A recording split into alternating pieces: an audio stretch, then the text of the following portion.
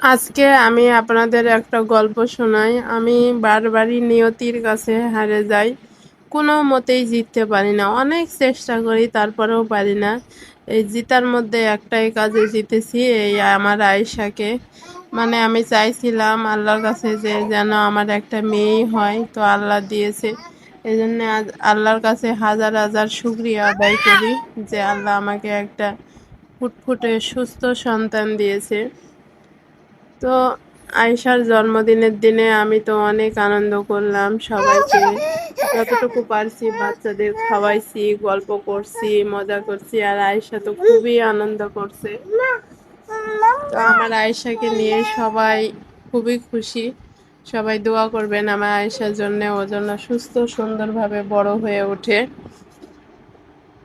আর এই ফেসবুকে আসাটা আমার অনেকেই পছন্দ করেনি, অনেকেই কেন কেউই পছন্দ করেনি। তারপরেও আমি যে কোনো কারণে এটাতে আসছি, যে দেখি কি হয়।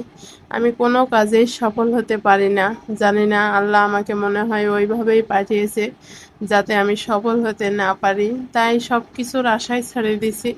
আল্লাহ যেটা দেয় সেটাই শুকরিয়া আদায় করি, কিন্তু আল্লাহর কাছে আর আমি কোনো কিছু চাই না যে আল্লাহ আমাকে এটা দাও ওটা দাও। আগে খুব বলতাম, নামাজ পড়তাম আর বলতাম আল্লাহ আমার এটা দরকার ওটা দরকার। এখন আর আমি কিছুই চাই না। হাদিসে তো আছে চাইতে হয়, কিন্তু চাইয়া যেখানে পাবোই না সেখানে চাই আর কি করব। তাই চাওয়াটা বাদ দিয়ে দিয়েছি। আয়সা মূলত আমার সবকিছু চাওয়ার মধ্যে, ওকে নিয়েই এখন আলহামদুলিল্লাহ আমি অনেক ভালো আছি। আল্লাহ যেভাবেই রাখছে অনেক খুশি আছি, টেনশন ছাড়া। তো আল্লাহ যেন আয়েশাকে আমার কাছে এইভাবেই খুশি করেই রাখে, এটাই চাওয়া। আয়েশার জন্মদিনের দিনে তো কিছু করতে পারিনি, পায়েস করছিলাম।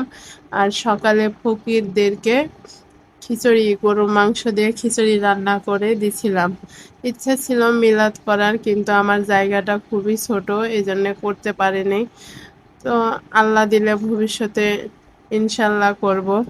আমার ছেলেরা আবার খুব পছন্দ মিলাদ করার। ও বারবারই বলে যে আম্মু আমাদের বাসায় একটা মিলাদ দিও না, কিন্তু আমরা দিতে পারি না। যে কারণেই মানে হয় না।